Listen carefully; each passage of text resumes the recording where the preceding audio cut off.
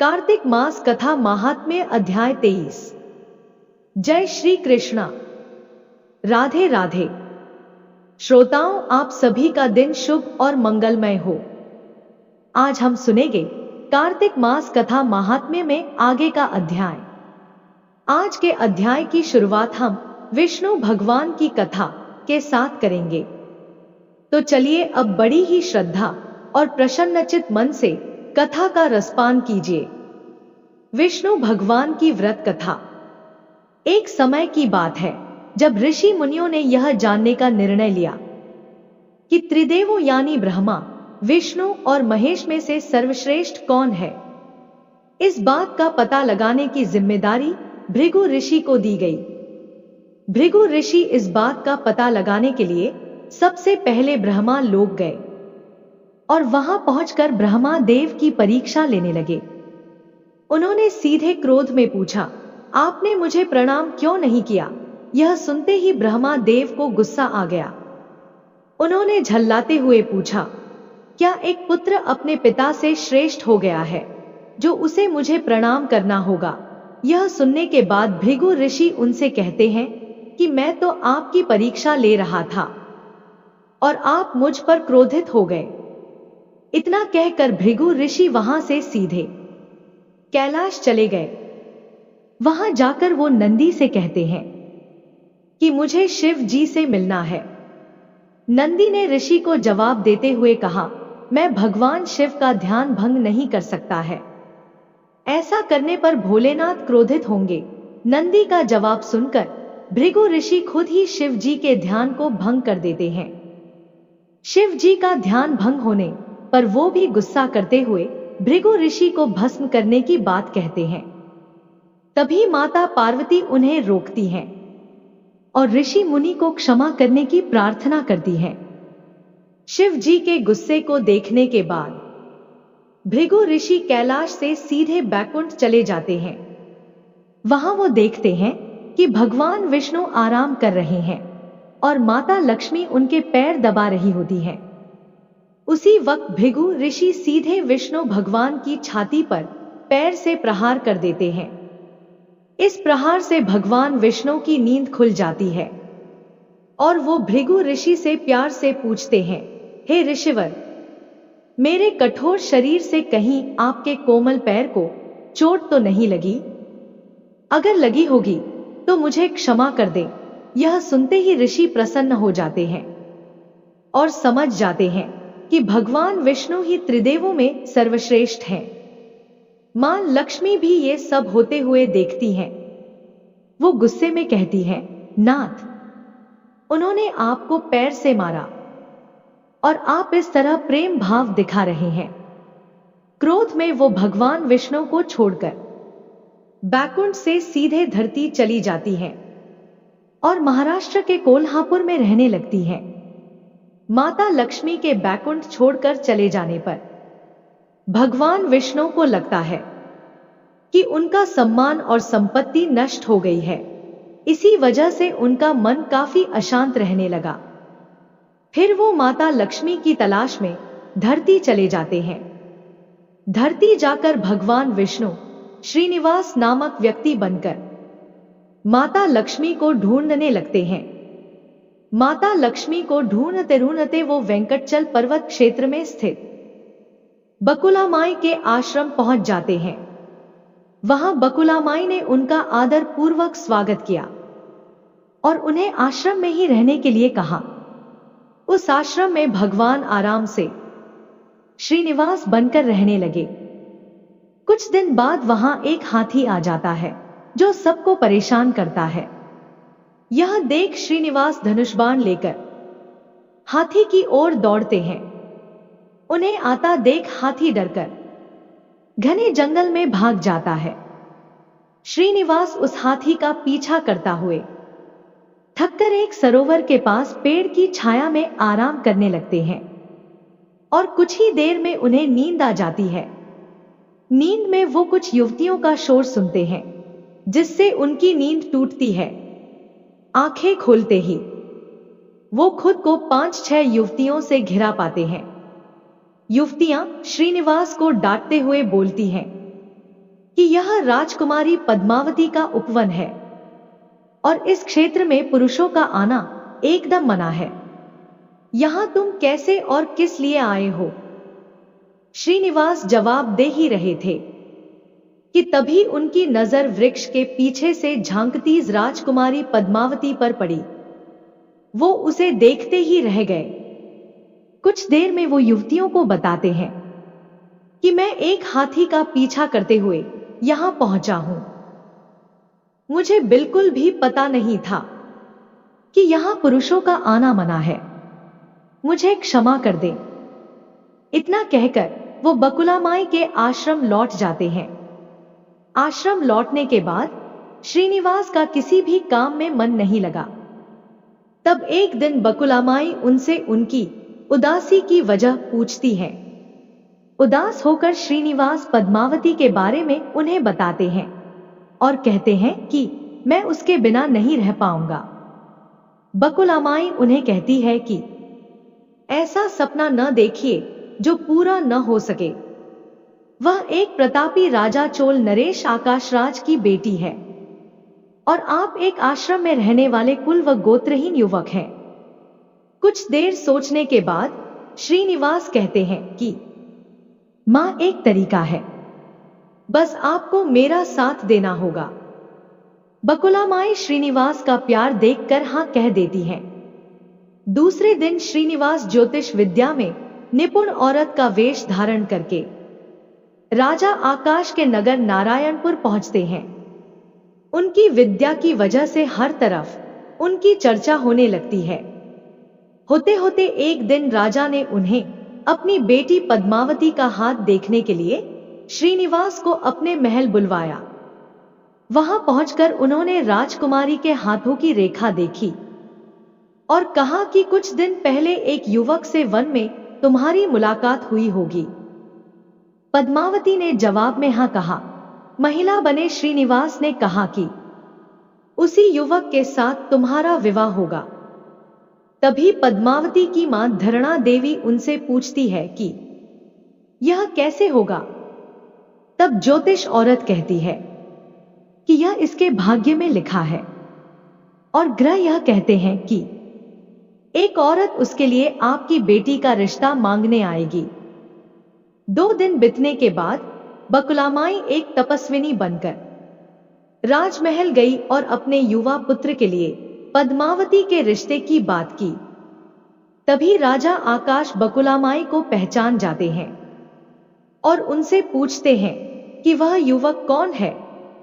बकुला माई उन्हें श्रीनिवास के बारे में बताते हुए कहती है कि वह चंद्रवंश में जन्मा हुआ लड़का है जो मेरे आश्रम में रहता है और मुझे मां मानता है। राजा उनकी बात सुनने के बाद बकुला माई से सोचने के लिए कुछ दिन मांगते हैं। फिर राजा ने अपने राजपुरोहित को बुलाकर इस बारे में चर्चा की। सब कुछ जानने के बाद राजपुरोहित श्रीनिवास के बारे में पता लगाने में जुट जाते हैं। श्रीनिवास के बारे में अच्छे से पता करके वह राजा को कहते हैं कि महाराज, उसमें भगवान विष्णु के समान गुण हैं और आपकी पुत्री लक्ष्मी जैसी है। ऐसे में यह वर आपकी पुत्री के लिए सुयोग्य है। यह सुनकर राजा तुरंत बकुला माई के आश्रम में अपनी स्वीकृति के साथ विवाह की लग्न पत्रिका भिजवा देते हैं। श्रीनिवास और बकुला माई को राजा की मंजूरी से जितनी खुशी हुई उतनी ही चिंता होने लगी। दोनों के मन में होता है कि उनके पास शादी कराने के लिए पर्याप्त धन नहीं है और न ही विवाह के बाद लड़की के रहने के लिए घर। तब बकुला माई श्रीनिवास को लेकर वराह स्वामी के पास जाकर उन्हें श्रीनिवास के शादी में खर्च के लिए धन की कमी की समस्या के बारे में बताती हैं। तब वराह स्वामी 8 दिक्पाल का आवाहन करते हैं। तभी वहां ब्रह्मा, शंकर, इंद्र, कुबेर आदि और मां लक्ष्मी को सारी बातें बता देते हैं। जैसे ही माता लक्ष्मी को पता चलता है कि विष्णु जी ने श्रीनिवास बनकर पद्मावती से शादी करके वेंकटचल पर्वत पर रह रहे हैं, तो वह उदास हो जाती है। कुछ ही देर में वो सीधे विष्णु भगवान से मिलने के लिए वेंकटचल पहुंच जाती हैं। वहां वो देखती हैं कि पद्मावती बड़े प्यार से श्रीनिवास की सेवा कर रही है।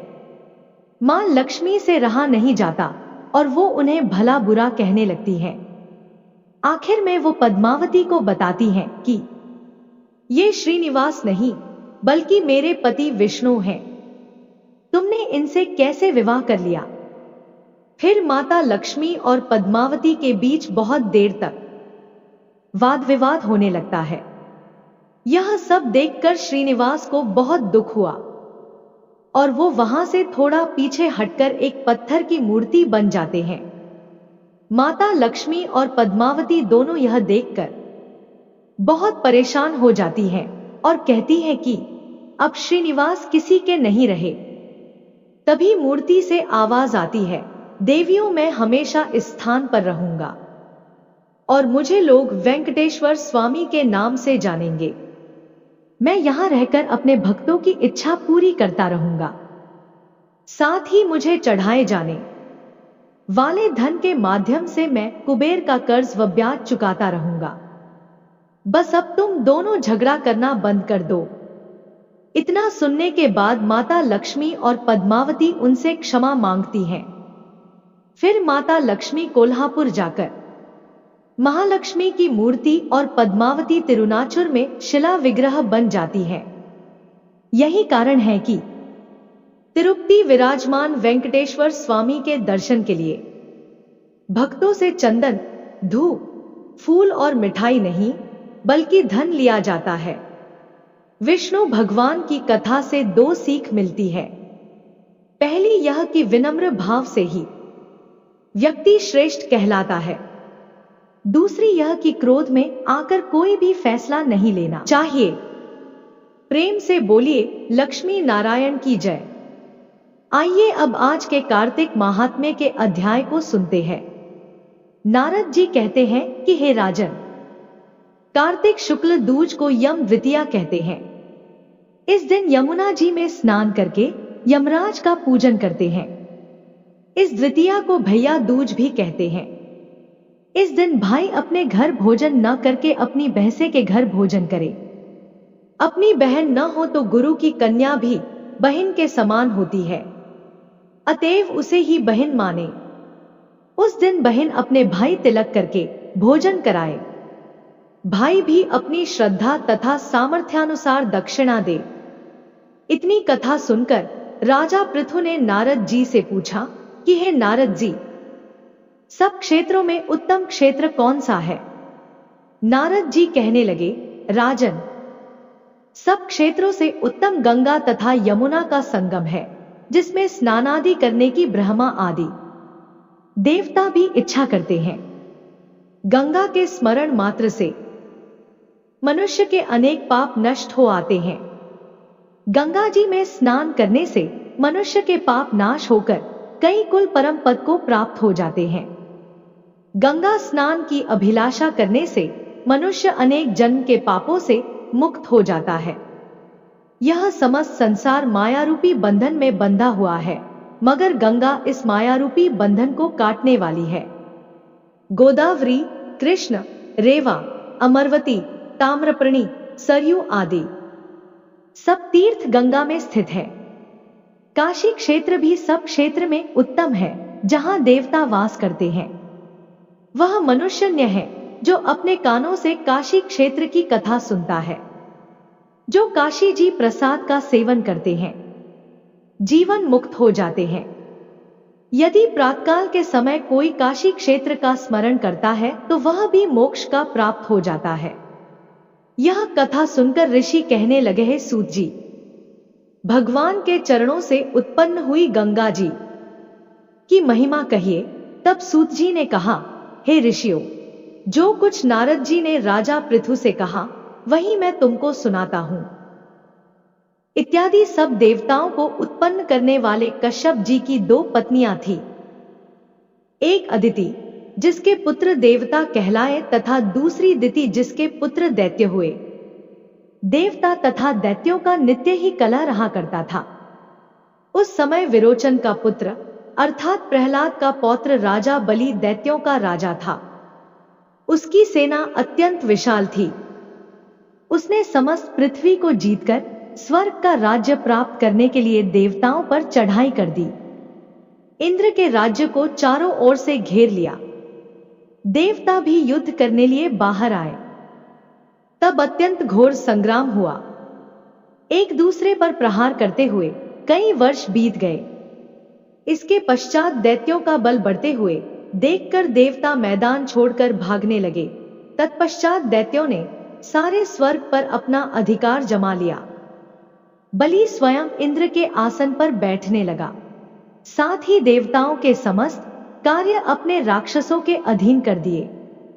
यज्ञ की बलि भी आप ही लेने लगा। तब अदिति अपने पुत्रों को दुखी देखकर बहुत चिंतित हुई। फिर वह अपना स्थान छोड़कर देवताओं की जय तथा दैत्यों की पराजय के निमित्त भगवान की तपस्या करने के लिए हिमवान पर्वत पर चली गई। वहां कुछ समय फलाहार खाकर, कुछ काल सूखे पत्ते और कुछ काल तक पवन का ही आहार करती रही। फिर पैर के अग्रभाग से खड़ी होकर भगवान की तपस्या करने लगी। इस प्रकार 1000 वर्ष तक तपस्या की। मायावी राक्षसी अदिति की घोर तपस्या से चिंतित होकर राक्षसी माया से देवताओं का रूप धारण कर अदिति के पास जाकर कहने लगे कि हे माता, तुम हमारे लिए इतना घोर तप क्यों कर रही हो? आत्मघात करना सब शास्त्रों ने पाप बताया है। अतएव आप तप छोड़कर अपने नेत्रों को सुखी कीजिए।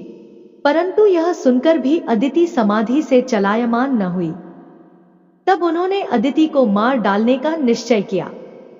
अतएव उन्होंने अदिति को जीवित जला देने के लिए उसने आग लगा दी, परंतु उस अग्नि में दैत्य वयं जल गए।